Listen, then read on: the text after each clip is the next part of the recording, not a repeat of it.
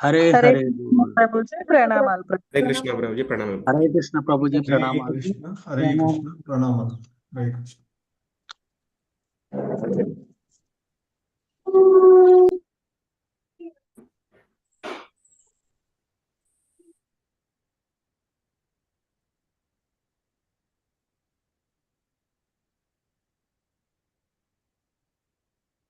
హరే కృష్ణ హరే కృష్ణ అందరికి. సో ఈరోజు శ్రీమద్ భాగవతం క్లాస్ కి స్వాగతం. హరే కృష్ణ. ఓం నమో భగవతే వాసుదేవాయ. भगवते वासुदेवाय। ओम नमो भगवते वासुदेवाय. ओम नमो भगवते वासुदेवाय। ओम नमो भगवते वासुदेवाय. ओम नमो भगवते वासुदेवाय। नारायणं नमस्कृत्य नरं चैव नरोत्तमम्. नारायण नमस्कृत्य देवीं सरस्वतीं व्यासं ततो जयमुदीरयेत्. देवी सरस्वती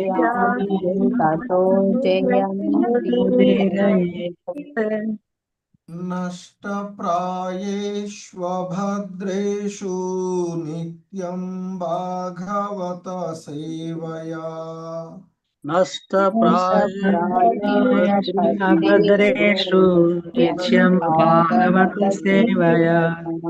भगवती उत्तमश्लोके भक्तिर्भवति नैष्टिकी. भगवती उत्तमश्लोके भक्तिर्भवति नैष्टिकी। हरे कृष्ण. సో ఈరోజు నిత్యం భాగవత సేవయ, ఎవ్రీడే శ్రీమద్ భాగవతం అనేటువంటి క్లాస్కి మీ అందరికీ కూడా ఇస్కాన్ మంగళూరు శ్రీ శ్రీ రాధా గోవింద ఆలయం తరఫున స్వాగతం. సో ఈ క్లాసులో శ్రీమద్ భాగవతము 4వ స్కందము అనేటువంటి అధ్యాయంలో ఈరోజు 25వ శ్లోకాన్ని ఇస్కాన్ వ్యవస్థాపక ఆచార్యులైనటువంటి శ్రీల ప్రభుపాదుల వారి యొక్క వివరణం ద్వారా ఈ శ్లోకాన్ని అవగాహన చేసుకోవడానికి ప్రయత్నం చేద్దాం. హరే కృష్ణ. హరే కృష్ణ. ప్రభు వినిపిస్తుంది కదా క్లియర్లీ వాయిస్? వినిపిస్తుంది ప్రభుజీ. హరే కృష్ణ. హరే కృష్ణ.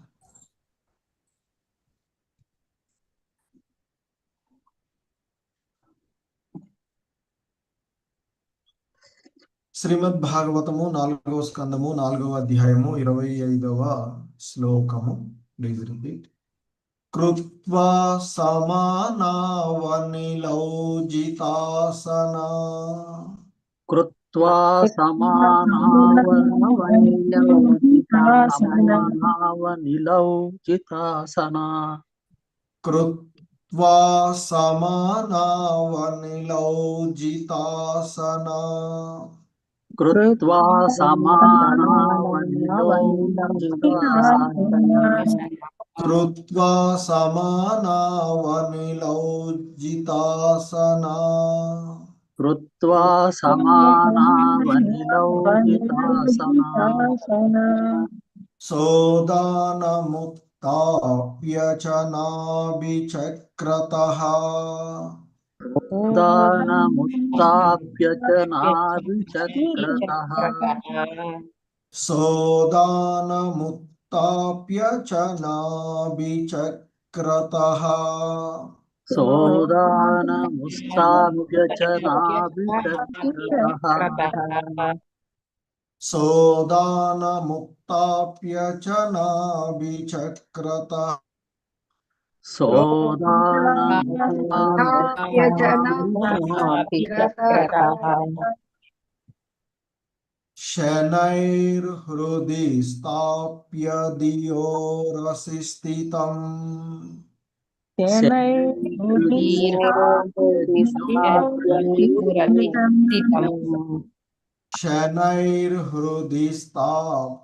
धियोरसि स्थितम्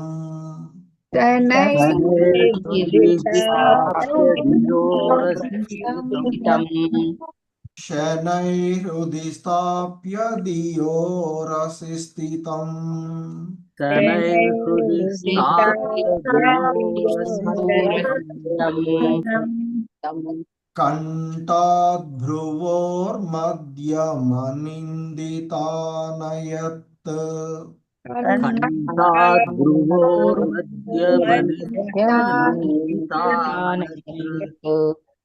कण्ठाद्भ्रुवोर्मध्यमनिन्दितानयत्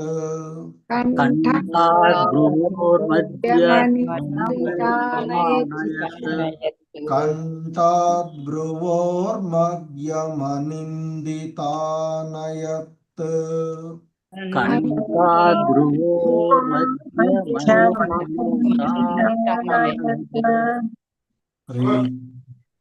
कृत्वा समानावनिलौजितासना सोदानमुत्ताप्य च नाभिचक्रतः कृत्वा समानावनिलौकितासना सोदानमुत्थाप्य च नाभिचक्रतः कृत्वा समानावनिलौजितासना सोदानमुत्ताप्य च नाभिचक्रतः कृत्वा समानाविनलौकितासना सोदानमुत्थाप्य च नाभिचक्रतः शनैर्हृदि स्थाप्य धियोरसि स्थितम् कण्ठाद्भ्रुवोर्मध्यमनिन्दितानयत् शनैर्हृदि स्थाप्य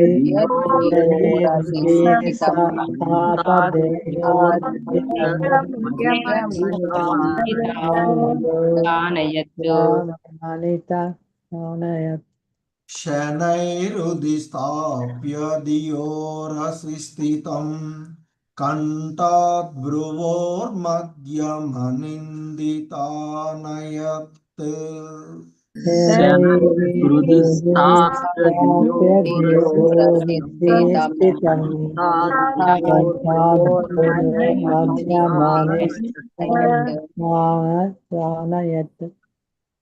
हरे कृष्ण कृत्वा समानावनिलौजितासना सोदानमुत्ताप्य च नाभिचक्रतः शनैर्हृदि स्थाप्य धियोरसि स्थितम् कण्ठाद्भ्रुवोर्मध्यमनिन्दितानयत् कृत्वा समानावनिलौकितासना सोदानमुत्थाप्य च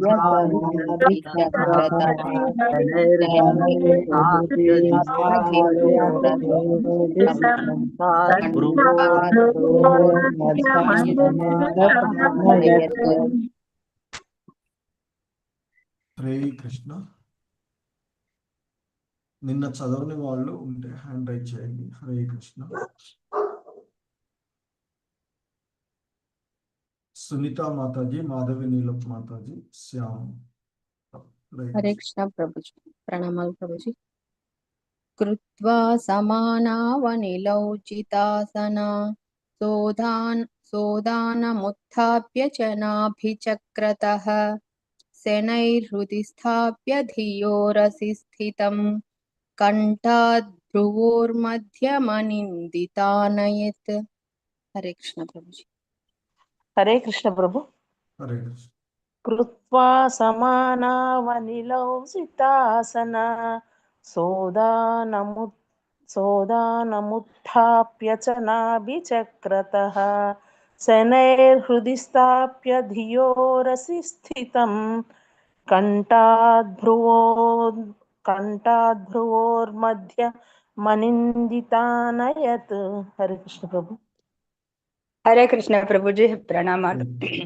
कृत्वा समानावनिलौजितासना सोदानमुत्थाप्य च नाभिचक्रतः शनैर्हृदि स्थाप्य धियोरसि स्थितं कंठाद्भ्रुवो मध्यमनिन्दितानयत्। हरे कृष्ण प्रभु जी धन्यवाद। హరే కృష్ణ. ఇంకా ఎవరైనా ఒకళ్ళు ఇద్దరు. హరే కృష్ణ. ఇంకెవరైనా చదవనుకున్న వాళ్ళు హ్యాండ్ రైజ్ చేయండి మాతాజీ ప్రభుజీ. హరే కృష్ణ ప్రభుజీ చదవనా? చదవండి ప్రభుజీ. చదవండి.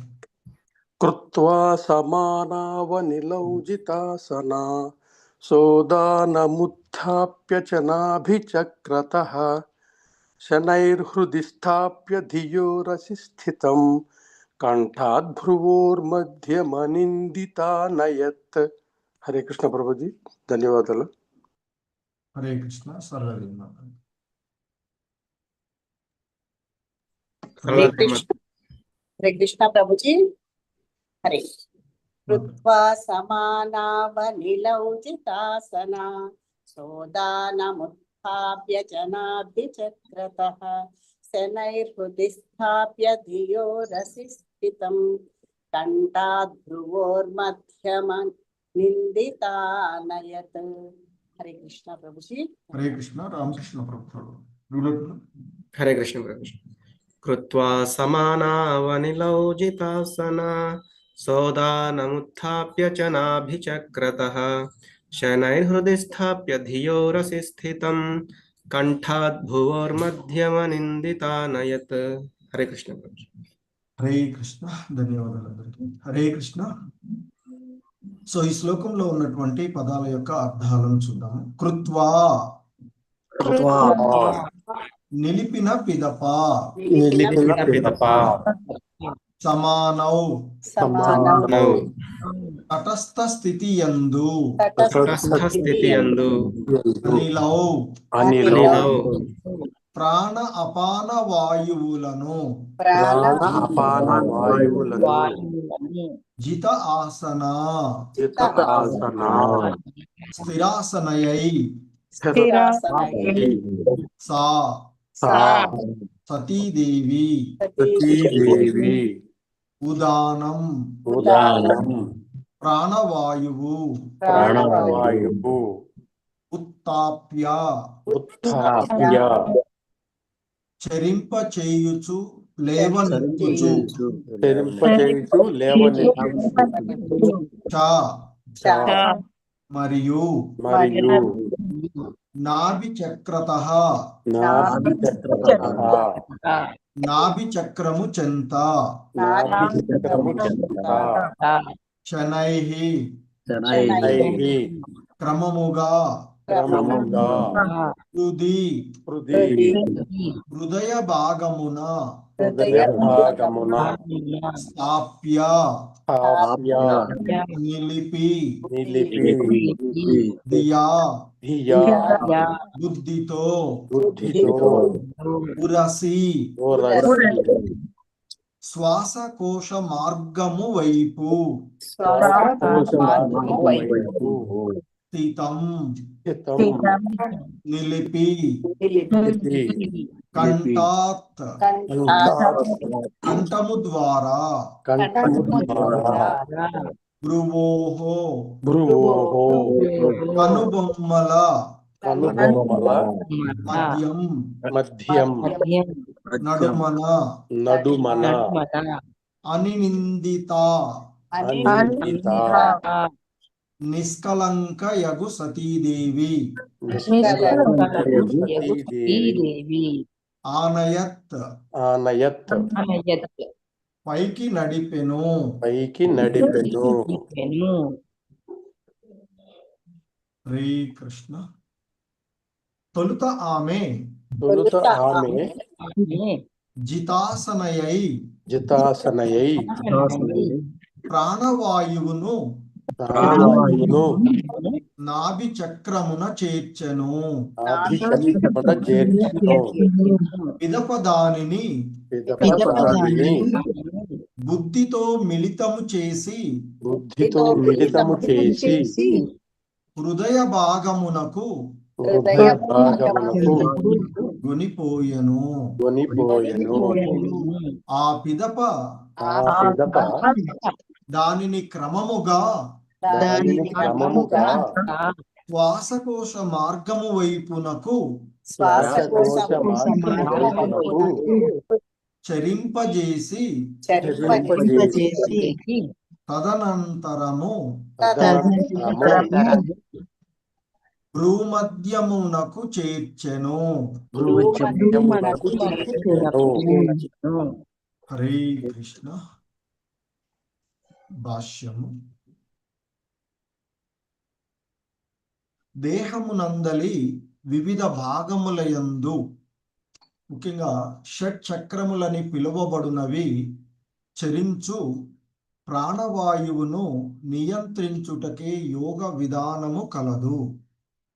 ప్రాణవాయువును ఉదరము నుండి నాభికి, నాభి నుండి హృదయమునకు, హృదయము నుండి కంఠమునకు, కంఠము నుండి భ్రూమధ్యమునకు, పిదప భ్రూమధ్యము నుండి సహస్రారమునకు చేర్చుట జరుగును.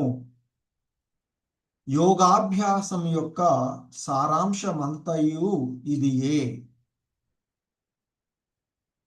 నిజమగు యోగాభ్యాసమునకు మొదలు మనుజుడు ఆసన సిద్ధిని బడియవలేను. ఏలయన ఊర్ధ్వ అధోముఖములుగా చరించు వాయువులను నియంత్రించడి ప్రాణాయామమునందు అది సహకారము కాగలదు. ఈ మహోత్కృష్టమగు విధానమును అత్యున్నత యోగ స్థితిని బడియుటకై మనుజుడు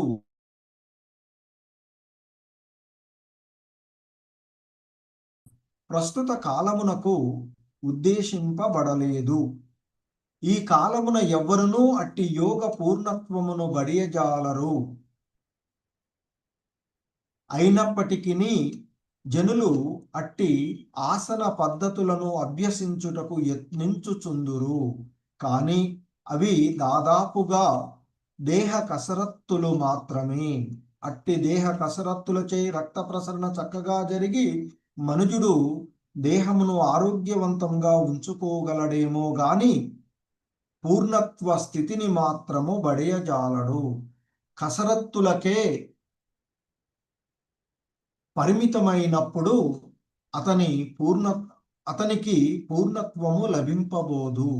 ఏ విధంగా మనుజుడు తన ఇచ్ఛానుసారము ప్రాణమును ఒక దేహము నుండి వేరొక దేహమునకు లేదా ఒక ప్రదేశము నుండి ఇంకొక ప్రదేశమునకు చేర్చగలడో యోగ విధానము అంటే కేశవ శృతి యందు వివరించబడినది. మరొక విధంగా చెప్పవలెనన్నచో యోగాభ్యాసము అనునది ఆరోగ్యమును చక్కగా ఉంచుకొనుటకు ఉద్దేశించబడినది కాదు. దేహమును సర్వదా తాజాగా ఉంచునది ఆత్మయే కనుక ఆధ్యాత్మిక అనుభవమునకు చెందిన ఏ దివ్య విధానమైనను అప్రయత్నంగా దేహము స్వస్థతతో ఉండునట్లు తోడ్పడును. ఆత్మ దేహము నుండి వెడలిపోయిన క్షణము నుండియే దేహము కుళ్ళిపోవుట నారంభించును. అనగా ఏ ఆధ్యాత్మిక విధానమైనను ప్రత్యేకముగు యత్నము లేకయే దేహమును స్వస్థముగా నుంచును. కానీ దేహ పోషణమే యోగం యొక్క చరమ లక్ష్యమని ఎవరేని భావించినచో అది పొరపాటే కాగలదు. ఆత్మోద్ధారమే అంటే ఆత్మకు భవబంధ విముక్తి నిజమైన యోగ పూర్ణత్వము. ఆత్మను ఉన్నత లోకములకు చేర్చుటకై కొందరు యోగులు యత్నింతురు. భౌతిక సౌకర్యములు, ఆయువు, ఆత్మానుభూతికై గల ఏర్పాట్లు ఈ లోకము కన్నను అధిక పరిమాణంలో అచ్చట లభించును. కానీ ఇంకొందరు యోగులు తమ ఆత్మను ఆధ్యాత్మిక లోకమునకు అంటే వైకుంఠమునకు చేర్చ యత్నింతురు.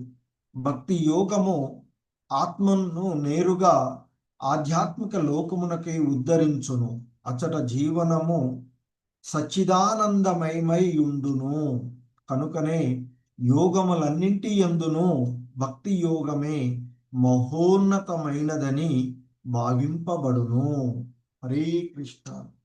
జగద్గురు శ్రీల ప్రభుపాద్ కీ జై. సో ఇది శ్రీల ప్రభుపాదుల వారి ద్వారా ఇవ్వబడుతూ ఉన్నటువంటి వివరణము ఈ శ్లోకమునకు. హరే కృష్ణ. ఓం అజ్ఞానతిమిరాంధస్య జ్ఞానాంజనశలాకయా చక్షుర్మిలితం యేన తస్మై శ్రీగురవే నమః. శ్రీచైతన్యమనోభీష్టం స్థాపితం యేన భూతలే స్వయం రూపః కదా మహ్యం దదాతి స్వపదాంతికం. వందేహం శ్రీగురు శ్రీయుతపదకమలం శ్రీగురూన్ వైష్ణవాంశ. శ్రీరూపం సాగ్రజాతం సహగణ రఘునాథాన్వితం తం సజీవం సాద్వైతం సావధూతం పరిజన సహితం కృష్ణ చైతన్య దేవం. శ్రీ రాధా కృష్ణ పాదాన్ సహగణ లలితా శ్రీ విశాఖాన్వితాంశ. నమో ఓం విష్ణుపాదాయ కృష్ణ ప్రేష్టాయ భూతలే శ్రీమతి భక్తి వేదాంత స్వామినితి నామినే. నమస్తే సారస్వతే దేవే గౌరవాణి ప్రచారిణే నిర్విశేష శూన్యవాది పాశ్చాత్యదేశతారిణి. నమో మహావదన్యాయ కృష్ణ ప్రేమ ప్రదాయతే కృష్ణాయ కృష్ణ చైతన్య నామ్నే గౌరీ విషే నమః. హే కృష్ణ కరుణా సింధో దీన బంధో జగత్పతే గోపేశ గోపికా కాంత రాధాకాంత నమోస్తుతే.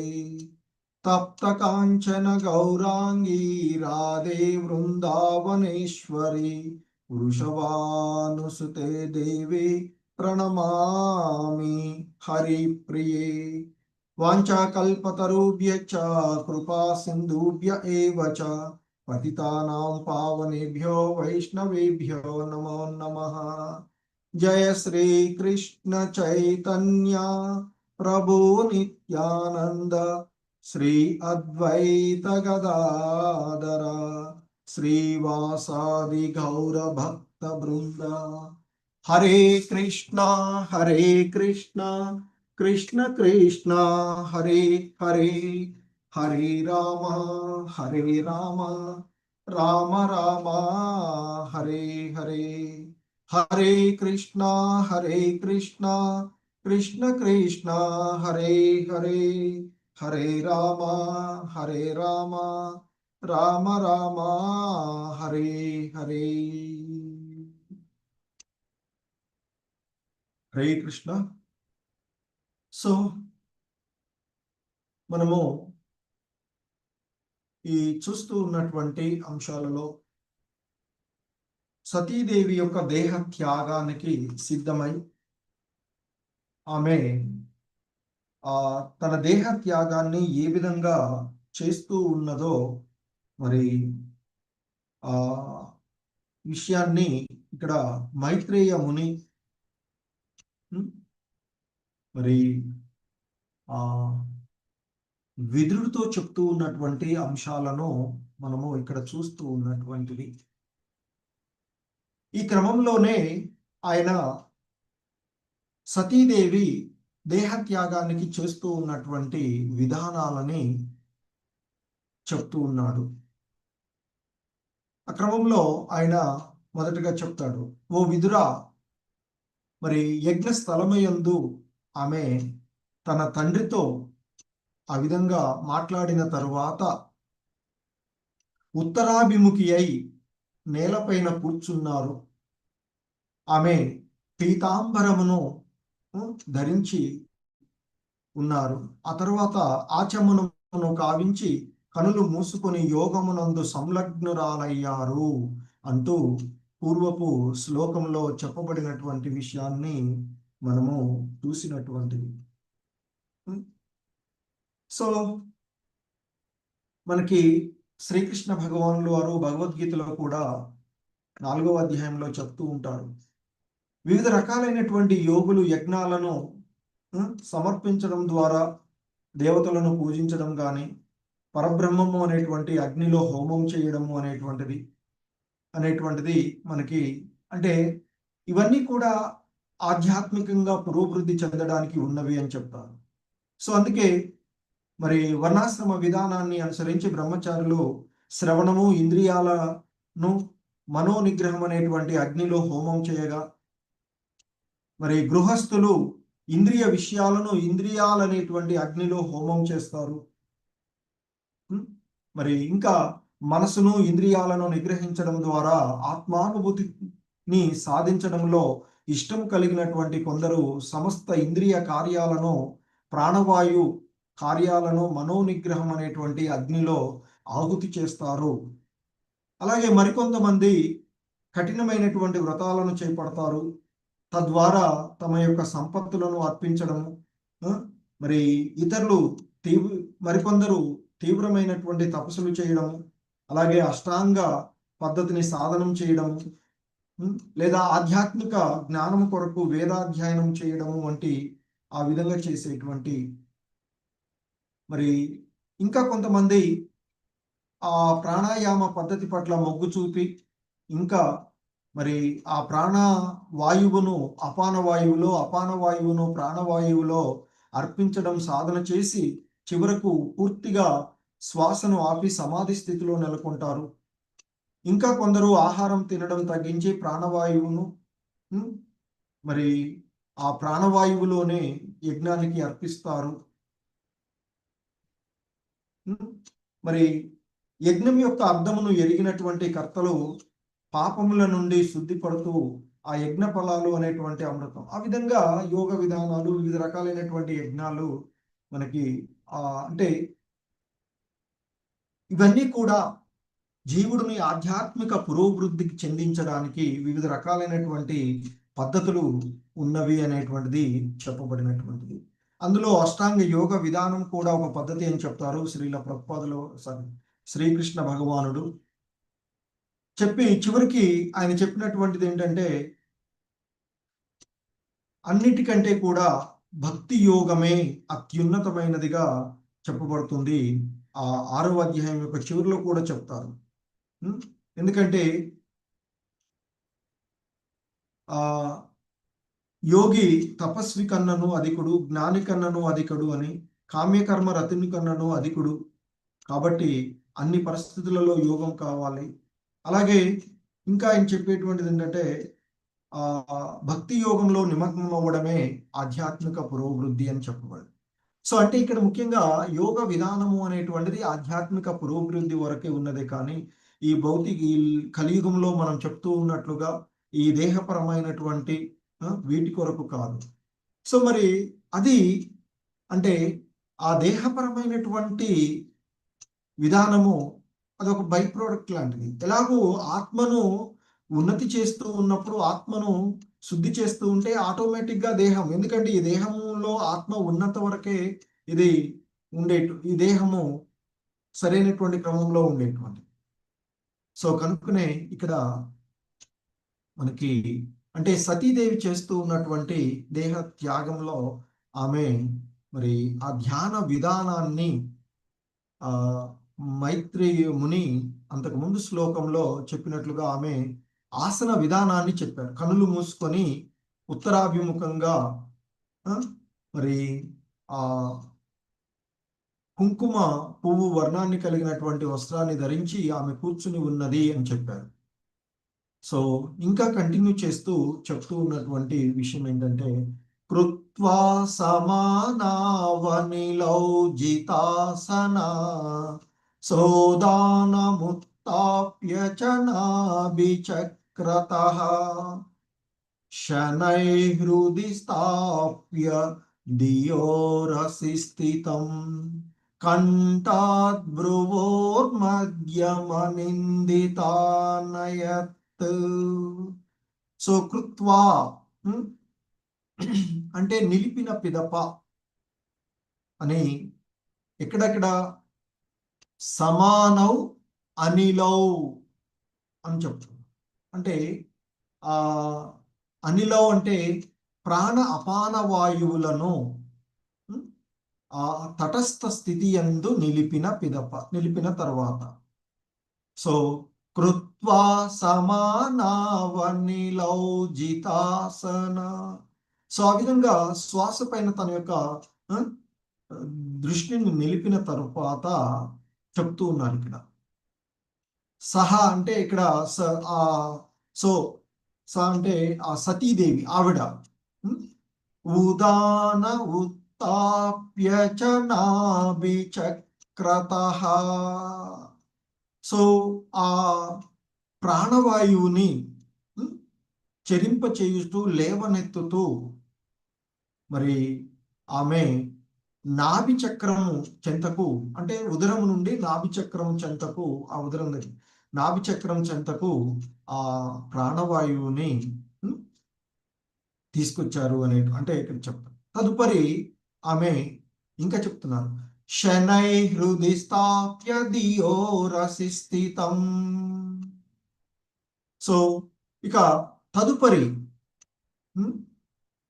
మరి ఆమె దానిని ధియో అంటే బుద్ధితో కలిపి స్థితం, ధియోరసి స్థితం అని చెప్తున్నారు. మరి ఆ ధియో అంటే బుద్ధి, మరి ఉరసి శ్వాసకోరస మార్గం వైపుకు నిలిపి, అంటే ఇక శనై అంటే క్రమంగా తదుపరి ఎప్పుడైతే ఆ నాభి దగ్గరకు నిలిపారో తదుపరి దానిని బుద్ధితో మిళితం చేసి హృదయ భాగమునకు తీసుకొని పోయారు అని చెప్తున్నారు. హృదయ భాగం నుండి నెక్స్ట్ ఎక్కడ కంఠోద్భ్రువోర్ మధ్య మనిందితానయత్. సో ఇక ఆ హృదయ భాగము నుండి దానిని ఈ శ్వాసకోశ మార్గం వైపుకు, అంటే ఈ కంఠ భాగం ఈ శ్వాసకోశ మార్గం వైపుకు చెరింపజేసి ఆ తదుపరి ఆ భ్రూణ మధ్య ఈ రెండు కనుబొమ్మల మధ్య మధ్యమునకు, కనుబొమ్మల మధ్యమునకు దాన్ని చేర్చారు అనేటువంటిది ఇక్కడ చెప్తూ ఉన్నటువంటిది. సో ఎప్పుడైతే మొదట ఆసనాన్ని ఉత్తరాభిముఖంగా కూర్చున్నారో ఆ పీత వస్త్రాన్ని ధరించి, తదుపరి ఆమె శ్వాసను నియంత్రించుకుంటూ మరి ఆ ప్రాణవాయువును తొలుత ఆమె నాభి చక్రం వైపుకు చేర్చి పిదప దానిని బుద్ధితో మిళితం చేసి హృదయ భాగానికి తీసుకొచ్చి ఆ తదుపరి క్రమంగా శ్వాస మార్గం వైపుకి, కంఠ మార్గం వైపుకు చేర్చి చివరికి ఆమె ఈ భ్రూణ మధ్యమునకు, అంటే కనుబొమ్మల మధ్యానికి చేర్చినది అంటూ ఆ యోగ విధానంలో షట్చక్రాలుగా పిలువబడే దేహంలో అంటే ఉండేటువంటి వివిధ భాగాల నుండి ఆ ఊర్ధ్వం ఇలా పైకి తీసుకొచ్చేటువంటి విధానంలో చెప్తూ ఉన్నటువంటిది. సో మరి దేహమునందు వివిధ భాగాల యందు ఆ ప్రాణవాయువు మరి నియంత్రించడమే యోగ విధానము కలదు అని చెప్తూ ఉంటుంటారు. అంటే సాధారణంగా వివిధ భాగాలు అంటే షట్చక్రాలుగా పిలువబడేటువంటి దేహంలో ఆ ప్రదేశాలను యందు ఆ ప్రాణవాయువును అన్నిట్లో కూడా తిరుగుతుండేటువంటి ఆ ప్రాణవాయువును నియంత్రించడానికే ఆ యోగ విధానము ఉన్నది అనేటువంటిది చెప్పబడుతూ ఉన్నటువంటి. అయితే ఈ ప్రాణవాయువుని మరి ఎలా నియంత్రించాలో, నియంత్రణ క్రమము ఏ విధంగా ఉంటుందో ఇక్కడ చెప్తూ ఉన్నారు శ్రీల ప్రభుపాదుల వారు. ప్రాణవాయువుని ఉదరము నుండి నాభికి, సో నాభి నుండి హృదయమునకు, మొదటేమో ఉదర భాగంలో ఉండేటువంటి ఆ ప్రాణవాయువును నాభి, ఈ కేంద్రంగా ఉండేటువంటి నాభికి, అక్కడ నుండి హృదయమునకు తీసుకురావడం, బుద్ధితో కలిపి హృదయమునకు, ఆ హృదయము నుండి కంఠ మార్గంలో కంఠానికి, ఆ తర్వాత కంఠము నుండి ఆ కనుబొమ్మల మధ్యకు, ఆ కనుబొమ్మల మధ్య నుండి చివరికి ఆ సహస్రారమునకు తీసుకురావడాన్ని జరుగుతూ ఉంటుంది. అదే ఆ యోగ విధానంలో ప్రాణవాయువుని వివిధ భాగాలలోనికి, వివిధ దేహ భాగాలలోనికి చేర్చేటువంటి విధానాన్ని చెప్తున్నారు. అంటే ఎలా నియంత్రించుకుంటారో అనేటువంటి విధానాన్ని చెప్తూ ఉన్నారు. సో ఆ విధంగా చేయడమే యోగ అభ్యాసం యొక్క సారాంశము అంటూ చెప్తున్నారు. ఈ విధంగా చేయడమే ఈ యోగాభ్యాసం యొక్క సారాంశం అని చెప్పినటువంటిది. మరి నిజమైనటువంటి యోగాభ్యాసమునకు, మరి యోగ విధానంలో మొదలు మానవుడు ఆసన సిద్ధిని బడియవలియను. అందుకే ఇక్కడ మైత్రేయుడు చెప్తూ ఉన్నప్పుడు తొలుత ఆమె జితాసనయై అంటూ చెప్పినటువంటిది. సో మరి జితాసనై అంటే స్థిరమైనటువంటి స్థానంలో కూర్చుని. సో మనకి అష్టాంగ యోగ విధానాల్లో కూడా చెప్తూ ఉంటుంటారు ఏమని, యమ నియమ ఆసన. యమ అంటే చెయ్యవలసినటువంటి, ఏం చెయ్యాలి అంటే, మనం ఏదైనా ఒక పని చేయాలంటే ఏం చేయాలి అనేది ఆలోచన ఉండాలి కదా. అలాగే యమ తర్వాత నియమ, ఏమేమి చెయ్యకూడదు, ఏమి ఆటంకాలుగా ఉంటాయి చేయకూడనటువంటివి. అంటే ఈ యోగ విధానంలో పురోభివృద్ధి చెందడానికి ఏమేమి ఆటంకాలు అవుతావో వాటిని తెలుసుకోవడం. అలా యమ నియమ అయిపోయిన తర్వాత ఆసనం అని చెప్తాం కదా. సో ఆసనము అనేటువంటిది ఒక శుద్ధమైనటువంటి సమతలంగా ఉండేటువంటి ప్రదేశంలో కూర్చోవాలి అని చెప్తారు.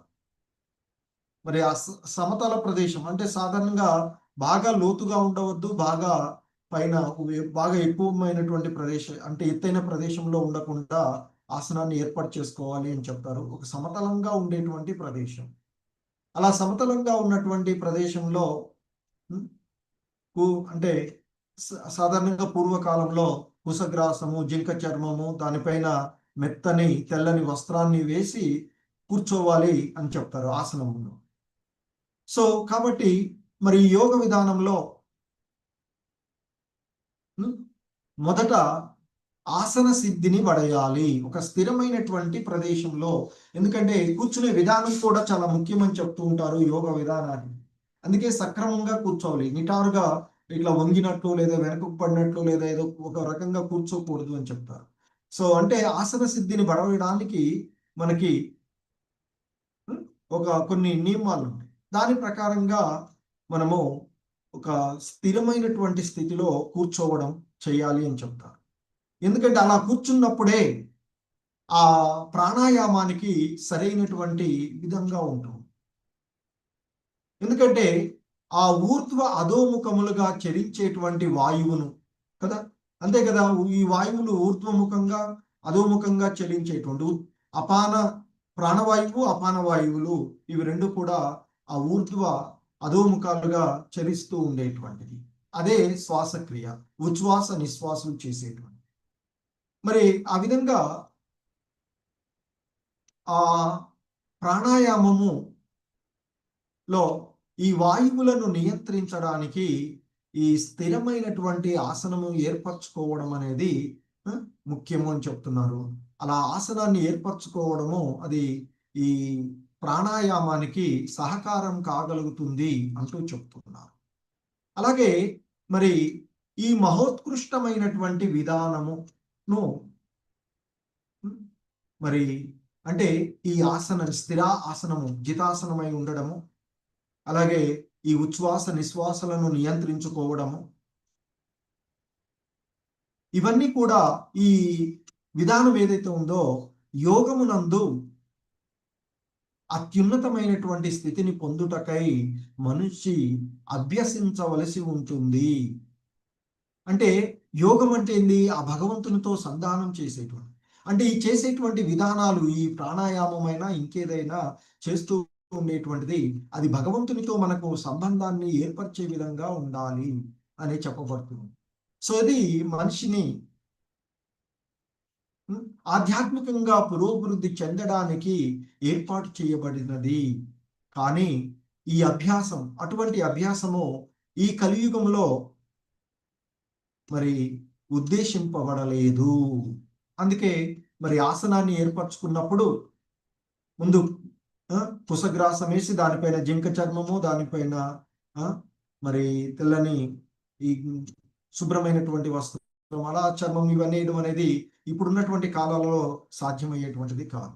సో కనుకనే ఈ యోగ విధానము అనేటువంటిది ఇప్పుడు ఉన్నటువంటి ఇక్కడ ఉన్నటువంటిది మనకున్నటువంటి యోగ విధానము సరళమైనటువంటి కృష్ణ చైతన్యంలో నిమగ్నం అవ్వడమే. అంటే హరే కృష్ణ కృష్ణ కృష్ణ హరే హరే, హరే రామ రామ రామ హరే హరే అంటూ నామ సంకీర్తన యజ్ఞంలో నిమగ్నం అవ్వడమే ఈ కలియుగానికి ఇవ్వబడినటువంటి. ఎందుకంటే ఈ కాలంలో ఎవరు కూడా ఆ విధంగా అటువంటి యోగ విధానాన్ని మరి ప్రయత్నం చేసి దానిలో పూర్ణత్వాన్ని పొందజాలరు అంటూ చెప్తూ ఉన్నాను. ఎందుకంటే మరి ఒక ప్రశాంతమైనటువంటి ప్రదేశంలో ఏకాంతంగా ఉండాలి. ఇప్పుడున్నటువంటి పరిస్థితుల్లో జనులకు ఏకాంత ప్రదేశాలు కానీ అలా ఉండి చేసేటువంటిది సాధ్యమయ్యేటువంటిది కాదు కదా. సో కనుకనే మరి ఇక్కడ శ్రీల ప్రభుపాదుల వారు చెప్తుంది ఏంటంటే, ఇప్పుడు ఈ యోగ విధానాలు అనేటువంటిది ఇప్పుడు ఈ కాలానికి ఉద్దేశింపబడనప్పటికీ కూడా, ఎందుకంటే ఆ విధానంలో చెప్పబడినటువంటి యోగ విధానంలో ఎవడు కూడా పరిపూర్ణతను సాధించలేడు. అయినప్పటికీ ఈ కాలంలో ఉన్నటువంటి వాళ్ళు వివిధ రకాలైనటువంటి ఆసన పద్ధతులను అభ్యసించడానికి ప్రయత్నం చేస్తూనే ఉంటారు. ఇవన్నీ కూడా దేహ కసరత్తులుగా మాత్రమే, అంటే ఎక్సర్సైజ్ లాంటివి మాత్రమే తప్ప ఆధ్యాత్మిక ఉన్నతికి కోసం ప్రయత్నం కాదు అని చెప్తున్నారు. మరి ఆ విధంగా చేసేటువంటి ఈ దేహ కసరత్తులన్నీ కూడా మరి ఈ దేహంలో జరిగేటువంటి రక్త ప్రసరణ చక్కగా జరిగి మానవుడు ఆరోగ్యంగా ఉంచుకోవడానికి దోహదపడతాయేమో కానీ మరి యోగ విధానంలో చెప్పబడినటువంటి ఆ పూర్ణత్వ స్థితి మాత్రము పొందలేడు. ఎందుకంటే యోగ విధానం యొక్క అంతిమము ఆ భగవంతునిపై ధ్యాసం నుంచి ఆ భగవంతుని నిరంతరంగా ధ్యానిస్తూ సమాధి స్థితిని చేరుకోవడము, అంటే ఆధ్యాత్మికమైనటువంటి పురోభివృద్ధి చెందడమే యోగ విధానం యొక్క ముఖ్య ఉద్దేశం. కానీ ఇప్పుడు చేసేటువంటి యోగ విధానాలన్నీ కూడా ఈ దేహ కసరత్తుల కోసం లాంటివే. కనుక ఈ దేహ కసరత్తులు దేహాన్ని ఆరోగ్యంగా ఉంచగలుగుతాయి కానీ మరి ఆధ్యాత్మికంగా పురోభివృద్ధికి దోహదపడవు అని చెప్తుంది. మరి ఈ విధంగా కసరత్తులకే పరిమితమైనప్పుడు మరి ఆ విధమైనటువంటి పూర్ణత్వము, ఆధ్యాత్మిక పరిపూర్ణత లభింపబోదు అంటూ చెప్తున్నారు. మరి ఏ విధంగా మనిషి తన ఇచ్ఛానుసారము ప్రాణమును ఒక దేహము నుండి వేరొక దేహమునకు లేక ఒక ప్రదేశము నుండి ఇంకొక ప్రదేశమునకు చేర్చగలడో యోగ విధానము తెలియచేయును అంటూ చెప్తున్నారు. ఎందుకంటే మరి ఈ ప్రాణాన్ని, ఏదైతే ప్రాణంగా చెప్పబడేటువంటి, చైతన్యంగా చెప్పబడేటువంటి ఆత్మని ఒక దేహం నుండి మరొక దేహానికి మార్చడానికి ఉద్దేశించబడినది యోగం కదా. అంటే ఎలా మార్చగలుగుతుందో తెలియచేసేటువంటి యోగ విధానం.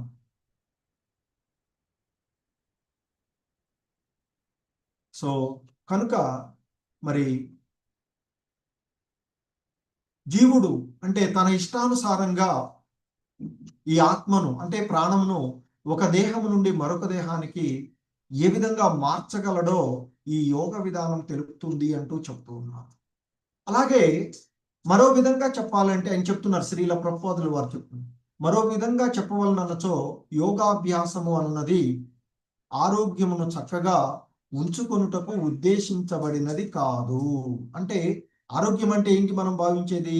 ఈ దేహం. మరి సాధారణంగా ఆధ్యాత్మిక విధానంలో ఇది చెప్పబడుతుంది, శాస్త్రాల్లో చెప్పబడుతున్నటువంటిది ఏంటి? ఈ దేహము అశాశ్వతమైనటువంటిది, నశించిపోయేటువంటిదే, క్షీణించి నశించిపోయేటువంటిది. కాబట్టి ఈ దేహాన్ని, తాత్కాలికమైనటువంటి దీనిని ఆరోగ్యంగా ఉంచుకోవడానికి ఉద్దేశించబడి చెప్పబడినది కాదు యోగ విధానము అంటూ చెప్తున్నారు. ఎందుకంటే ఈ దేహము సర్వదా తాజాగా ఉంచబడాలి అంటే ఆత్మ, ఈ ఆత్మ చైతన్యంగా ఉండి ఆత్మ శుద్ధిగా ఉన్నప్పుడు ఎలాగో ఈ దేహం కూడా శుభ్రంగానే ఉంటుంది. సో మనము త్రిగుణమయమైనటువంటి విధానాలలో సత్వ రజో తమో గుణాలలో ఉన్నప్పుడు, అంటే మన యొక్క భావనలు ఆ విధంగా ఉన్నప్పుడు మనకి బేసిక్ క్లాసుల్లో చూపెడతాం. ఒకే వ్యక్తి సత్వగుణంలో ఉన్నప్పుడు ఏ విధంగా ప్రకాశవంతంగా తేజోవంతంగా ఉంటాడు అంటే ఈ దేహం బయటికి కనిపించేటువంటిది. అలాగే రజోగుణంలో ఉన్నప్పుడు ఏ విధంగా ఆందోళనకరంగా ఉంటాడో చూస్తాం. తమో గుణంలో ఉన్నప్పుడు ఏ విధంగా పిచ్చివాళ్లగా ప్రవర్తన కనిపిస్తుందో చూస్తాం. అంటే మన యొక్క స్థితిని బట్టి మన యొక్క దేహంలో బయటకు కనిపించే విధానం కూడా ఉంటుంది, మన యొక్క మానసిక స్థితిని బట్టి. సో కాబట్టి అందుకే ఇక్కడ చెప్తున్నటువంటిది మరి ఈ యోగ విధానము ఈ భౌతికమైనటువంటి దేహాన్ని చక్కగా ఉంచుకోవడం దానికి ఉద్దేశించినది కాదు, ఆత్మకు సంబంధించినది. ఆత్మ ద్వారా, ఆత్మానుభూతి ద్వారా ఆ భగవంతుని చేరుకోవడానికి ఉద్దేశించబడినది అంటూ చెప్పబడుతూ ఉన్నాడు. ఎందుకంటే ఈ దేహాన్ని సర్వదా తాజాగా ఉంచేటువంటిది ఆధ్యాత్మిక అనుభవం. ఆధ్యాత్మికమైనటువంటి అనుభవము దానికి చెందినటువంటి ఏ దివ్య విధానమైనా అప్రయత్నంగానే దేహమును స్వస్థతతో ఉండేటట్లుగా చేస్తూ ఉంటుంది అని చెప్తారు.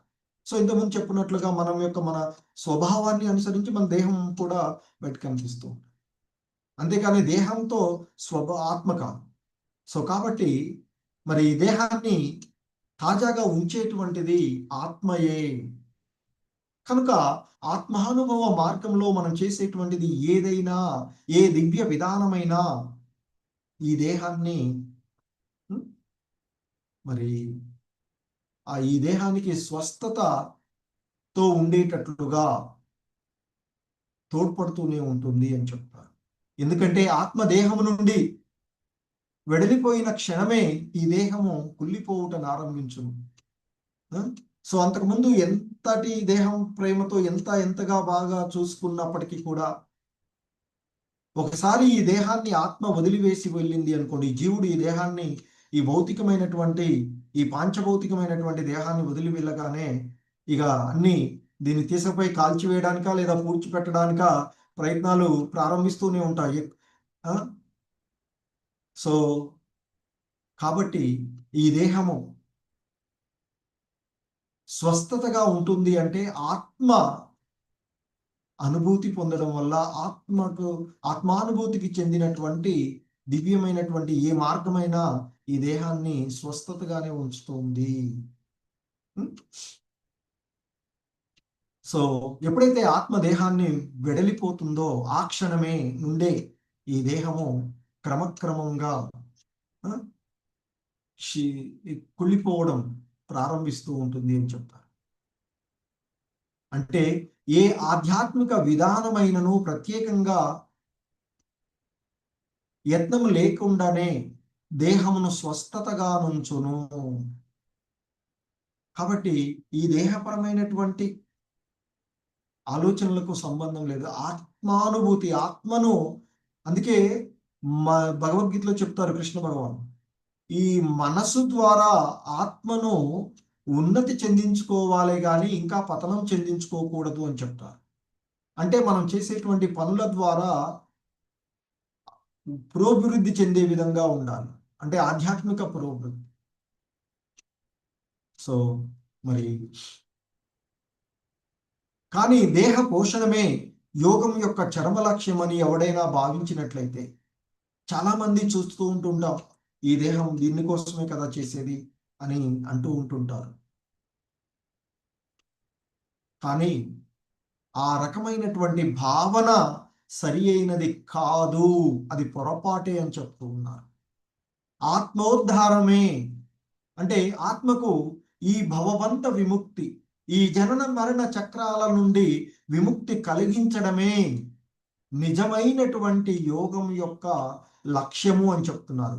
నిజమైన యోగ పూర్ణత్వము అంటే ఆత్మకు భవబంధన విముక్తి కలిగించడము, ఈ జనన మరణ చక్రాల నుండి మళ్ళీ జన్మ మళ్ళీ మరణము అంటూ లేకుండా చేయగలగడమే యోగం పూర్ణత్వము. అదే నిజమైన యోగ పూర్ణత్వము అంటూ చెప్తున్నారు. ఆత్మను ఉన్నతమైనటువంటి లోకాలకు చేర్చడానికి కొందరు యోగులు యత్నిస్తూ ఉంటారు. మరి భౌతిక సౌకర్యములు, ఆయువు, ఆత్మానుభూతికై గల ఏర్పాట్లు ఈ లోకము కన్నను అధిక పరిమాణంలో అచ్చట లభించును. అంటే ఎక్కడైతే ఇంకా ఆ యోగ విధానానికి సానుకూలంగా ఉంటుందో అక్కడికి ఇంకా వెళ్ళేటువంటి ప్రయత్నాలు చేస్తూ ఉంటారు. కానీ కొంతమంది యోగులేమో తమ ఆత్మను వైకుంఠాన్ని చేర్చడానికి ప్రయత్నం చేస్తూ ఉంటారు, అంటే భగవద్ధామాన్ని చేరడానికి ప్రయత్నం చేస్తూ ఉంటారు.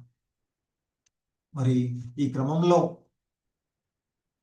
భక్తి యోగము మాత్రమే, అన్ని రకాలైనటువంటి యోగాలు, కర్మయోగము, ధ్యాన యోగము, అష్టాంగ యోగ విధానాలు, జ్ఞానయోగము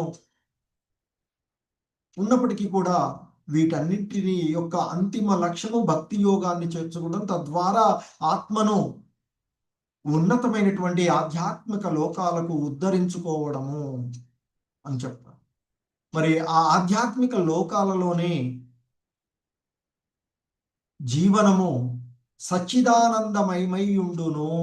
ఇంతకుముందు కూడా ఆ భగవద్ధామ వర్ణన బ్రహ్మ ద్వారా మనం విన్నాము అంతకుముందు స్కందంలో.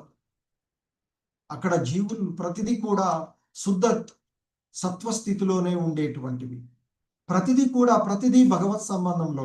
ఇక్కడ ఏవైతే బంధాలు ఉన్నవి అనుకుంటే అన్నీ కూడా అక్కడ ఉండేటివి, అవన్నీ కూడా భగవంతునితో సంబంధాన్ని కలిగి ఉండేటివి. సచ్చిదానందమైనటువంటి శాశ్వతమైన ఆనందం అక్కడ ఉండేటువంటిది.